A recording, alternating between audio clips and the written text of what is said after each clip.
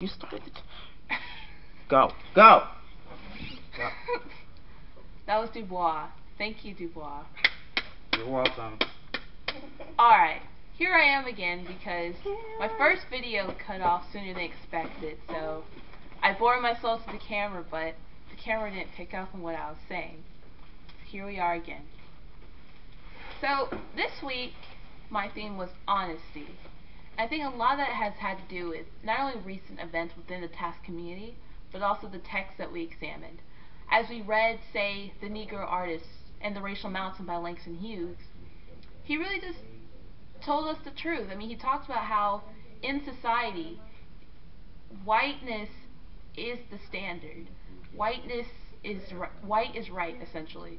And at the time, and even now, I mean, it was hard to be a black artist and call your own culture beautiful when you're constantly being beaten down and told that you were ugly, you were subhuman, you were other than, and therefore you didn't deserve the attention of others. So, having read Langston Hughes' The Negro Artist and the Racial Mountain, I really saw the connection to today.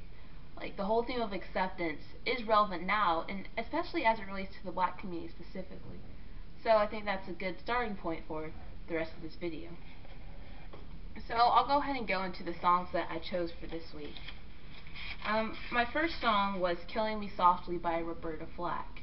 You have this young woman who's like a scorned lover, and she's, on the one hand, she's still in love with this man, obviously, but at the same time, they've had issues and they've had a lot of problems, and I hate to jump topics, but I feel this really ties into like how TASC has been this past week. Like, we've seen where, and to a certain extent, last week's event. Hey guys, could you please be quiet? Thank you. So,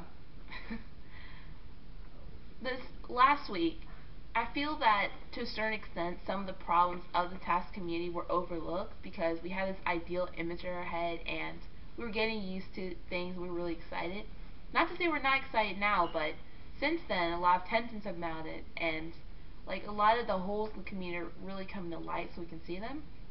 And that's why I see the connection to Killing Me Softly, because you have that double-edged sword in the sense. On the one hand, you know, things are going great and you love being here. At the same time, though, you have to recognize that there are problems and you have to be real about things, essentially.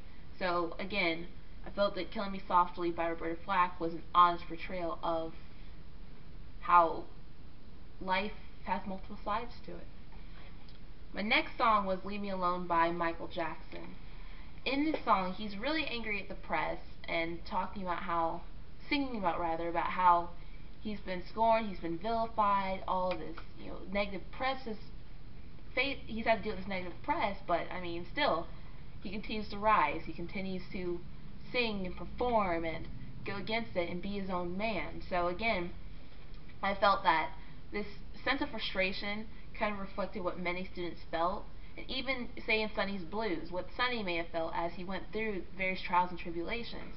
But there's still a theme of victory, and again, going back to the TASC community, I'm still optimistic about things to come, and I'm really excited for the rest of the summer. Next song is Staying Alive. This one's a little lighter, but again, it goes into how you cope and deal with things that come your way. I'm not going to sing it here, but I think it's a lighthearted song, but again, it just ties into that whole theme of just staying alive. The fourth song was What's Going On by Marvin Gaye, and as we all know, during the 70s there's a lot of political turmoil, especially with the Vietnam War, Nixon's administration, and it was just a time of frustration in America.